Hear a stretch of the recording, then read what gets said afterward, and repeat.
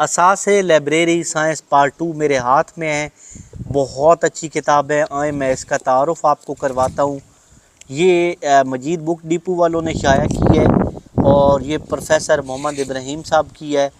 पाकिस्तान के जितने बोर्ड हैं उनके लिए है, उसके अलावा फेडरल बोर्ड के लिए भी है। आप फेडरल बोर्ड के लिए भी इसको ले सकते हैं। ठीक है, तो हमारे पास आंधी चल रही है, आपके पास शोर आ रहा होगा, तो बस यही वीडियो है। इससे नेक्स्ट वीडियो इंशाल्लाह आंधी के बाद बनाएंगे।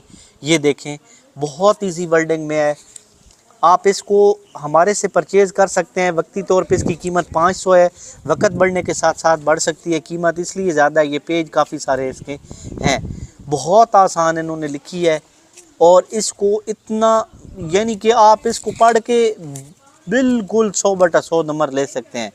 आखिर में प्रैक्टिकल किस तरह होता है वो भी इसके अंदर है, आप रब्ता कर सकते हैं।